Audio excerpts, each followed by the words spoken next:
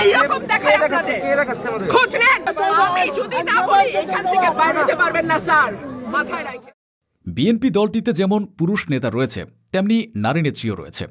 বর্তমানে তারেক রহমান দলটির প্রধান হিসেবে প্রধানমন্ত্রী হলেও পূর্বে তার মা খালেদা জিয়া বিএনপির নেতৃত্বে তিনবার সরকার প্রধান হিসেবে দায়িত্ব পালন করেছেন, যে কারণে বিএনপিতে যে নারী নেতৃত্বের প্রভাব আগ থেকে আছে তা বলা বাহুল্য। এবারে জাতীয় নির্বাচনে বিএনপি 299টি আসনের মধ্যে 210টি আসনে জয় পেয়ে দীর্ঘ 2 দশক পর দলটি ক্ষমতায় ফিরে একটি শক্তিশালী বার্তা দিয়েছে। আর এই বিজয়ের অন্যতম উল্লেখযোগ্য দিক হল নারী নেতৃত্বের উত্থান। সরাসরি ভোটে বিএনপি 6 জন নারী প্রার্থী এবং 1 জন স্বতন্ত্র নারী প্রার্থী সংসদ সদস্য নির্বাচিত হয়েছেন। রাজনীতিতে নারীর অংশগ্রহণ যেখানে এখনও নানা সামাজিক বাধার মুখে পড়ে, সেখানে এ 7 জনের জয় নিঃসন্দেহে একটি গুরুত্বপূর্ণ মাইলফলক। তো বন্ধুরা, আজকের এই ভিডিওটিতে আপনাদের পরিচয় করিয়ে দেব বিএনপির নবনির্বাচিত 7 হেভিওয়েট সুন্দরী নারী সংসদ সদস্যদের সাথে। তাছাড়া আরও জানাবো কে কোন আসনে এবং কত ভোটে জিতে এলেন সে সম্পর্কেও বিস্তারিত। তো চলুন কথা না বাড়িয়ে ভিডিওটি শুরু করি। তবে বন্ধুরা, ভিডিওটি শুরু করার পূর্বে অনুরোধ রইল, ভিডিওটিতে একটি লাইক দিয়ে শুরু থেকে শেষ পর্যন্ত দেখুন। শামা ওবায়েদ বাংলাদেশের সবচেয়ে সুন্দরী নারী এমপি হচ্ছেন ফরিদপুর 2 আসনের শামা ওবায়েদ। বিএনপি সরকার গঠনের পর তাকে পররাষ্ট্র প্রতিমন্ত্রীর দায়িত্ব দেওয়া হয়েছে। নির্বাচনের চূড়ান্ত ফলাফলে বিএনপির ধানের শীষের প্রার্থী শামা ওবায়েদ রিঙ্কু 33,000 ভোট পেয়ে বিজয়ী হয়েছেন। তিনি ভোট পেয়েছেন 1,20,000। তার নিকটতম প্রতিদ্বন্দ্বী খেলাফতে মজলিসের রিকশা প্রতীকের মোহাম্মদ আকরাম আলী পেয়েছেন 87,000 ভোট। এই সুন্দরী ও বিএনপির কেন্দ্রীয় সাংগঠনিক সম্পাদক শামা ওবায়েদ যুক্তরাষ্ট্রের নাগরিকত্ব ছিল। তবে ত্রয়োদশ জাতীয় সংসদ নির্বাচনের তফসিল ঘোষণার আগে গত 20 নভেম্বর তিনি যুক্তরাষ্ট্রের নাগরিকত্ব ত্যাগ করেন। গত 28 ডিসেম্বর নির্বাচন কমিশনের মনোনয়নপত্রের সঙ্গে শামা ওবায়েদের দাখিল করা হলফনামা থেকে এ তথ্য জানা গেছে। বিএনপি নেতা KM ওবায়দুর রহমানের মৃত্যুর পর তার একমাত্র মেয়ে শামা ওবায়েদ রিঙ্কু বাবার মতো মানুষের বিপদে আপদে ছুটে যান এবং সাহায্য সহযোগিতা করেন। বিএনপির দুর্দিনে হামলা মামলায় জর্জরিত নেতাকর্মীদের সহযোগিতা করেছেন তিনি। ফারজানা শারমিন পুতুল ফারজানা শারমিন নামেও যেমন পুতুল, দেখতেও ঠিক পুতুলেরই মতো। নাটোর 1 আসনে বিএনপি মনোনীত প্রার্থী জেলা বিএনপির যুগ্ম আহ্বায়ক ফারজানা শারমিন পুতুল জয়লাভ করেছেন। বিএনপির সরকার তাকে মহিলা ও শিশু বিষয়ক মন্ত্রণালয়ের প্রতিমন্ত্রীর দায়িত্ব দিয়েছে। তিনি ধানের শীষ প্রতীকে মোট 1,02,000 ভোট পেয়েছেন। তার নিকটতম প্রতিদ্বন্দ্বী বাংলাদেশ জামায়াতে ইসলামের প্রার্থী আবুল কালাম আজাদ পেয়েছেন 89,000 ভোট। বিএনপি নেত্রী ফারজানা শারমিন পুতুলের জন্ম নাটোরে। তিনি প্রয়াত মন্ত্রী ফজলুর রহমান পটলের মেয়ে। সম্প্রতি তাকে নাটোর জেলা বিএনপির আংশিক আহ্বায়ক কমিটিতে যুগ্ম আহ্বায়ক হিসেবে মনোনীত করা হয়েছে। ফারজানা শারমিন রাজনীতির পাশাপাশি খুব ভালো মানের অ্যাডভোকেটও। বিভিন্ন টকশোতে তাকে যুক্তিতর্ক করতে দেখা যায়। ড ইউনূসের নেতৃত্বাধীন অন্তর্বর্তীকালীন সরকারের দুর্নীতি দমন কমিশন সংস্কার কমিশনের সদস্য তিনি। পাশাপাশি পররাষ্ট্র বিষয়ক উপদেষ্টা কমিটি, মানবাধিকার কমিটি এবং মিডিয়া সেল কমিটিতেও দায়িত্ব পালন করেছেন। তার নির্বাচনী প্রচারণায় কেন্দ্রবিন্দু ছিল কৃষি উন্নয়ন, গ্রামীণ স্বাস্থ্য সেবা এবং নারীর ক্ষমতায়ন। নাটোরের ভোটাররা তার উপর যে আস্থা রেখেছেন তা ভবিষ্যৎ উন্নয়ন রাজনীতির জন্য ইতিবাচক বার্তা বহন করে। তাহসিনা রুশদীর লুনা যার ভয়ে আওয়ামী লীগের ঘুম হারাম হয়ে যেত, তিনি বিএনপির ইলিয়াস আলী। ইলিয়াস আলীকে হাসিনা মেরে নদীতে ভাসিয়ে দেয়। তার অনুপস্থিতিতে সিলেটে নির্বাচন করেন শ্রী তাহসিনা রুশদীর লুনা। সিলেট 2 আসনে ৭৯,৩২১ ভোটের ব্যবধানে জয় পেয়েছেন গুম হওয়া বিএনপি নেতা ইলিয়াস আলীর স্ত্রী।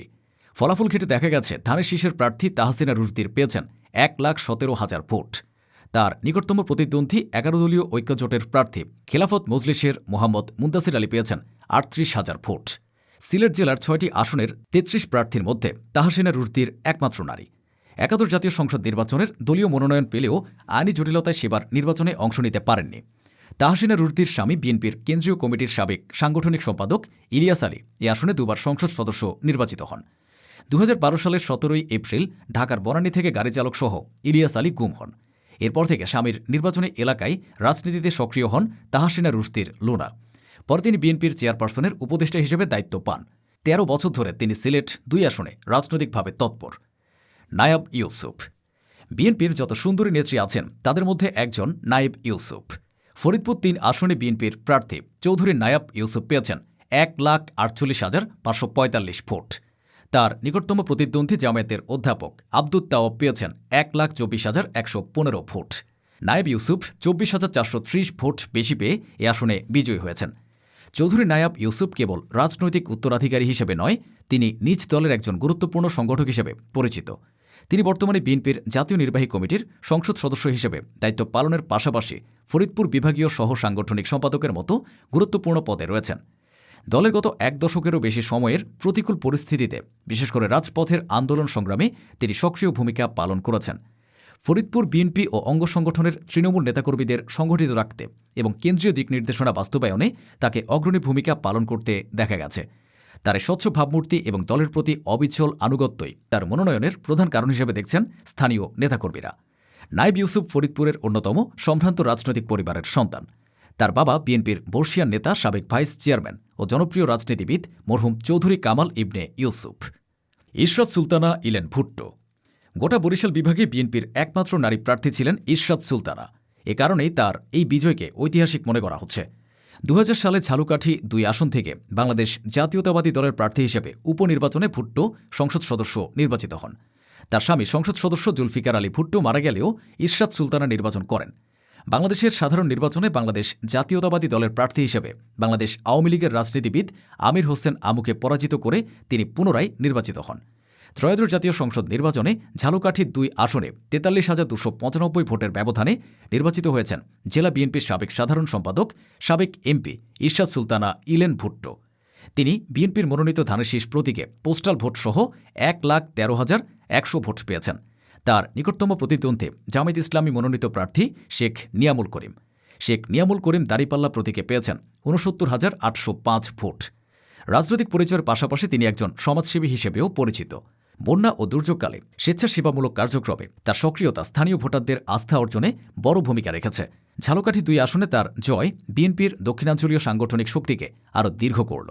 আফরোজা খান রিতা। বাংলাদেশ বিমান ও পর্যটক মন্ত্রীর দায়িত্ব পেয়েছেন আফরোজা খান রিতা। ত্রয়োদশ জাতীয় সংসদ নির্বাচনে মানিকগঞ্জ 3 অর্থাৎ সদর ও সাটুরিয়া নিয়ে গঠিত আসনে বিজয়ের মালা গলায় তুলেছেন বিএনপির ধানের শীষ প্রতীকের প্রার্থী, দলটির চেয়ারম্যানের উপদেষ্টা আফরোজা খান রিতা। 151টি ভোট কেন্দ্রের মধ্যে 150টিতেই জয় পেয়ে তিনি আসনটি পুনরুদ্ধার করেছেন। এই বিজয়ের মধ্য দিয়েই পারিবারিক রাজনৈতিক ঐতিহ্যের ধারাবাহিকতা রক্ষা করলেন রিতা। তার প্রয়াত বাবা সাবেক মন্ত্রী ও একই আসনের সংসদ সদস্য হারুনুর রশিদ খান মুন্নু 2001 সালের নির্বাচনে 1,574 ভোট পেয়ে বিজয়ী হয়েছিলেন।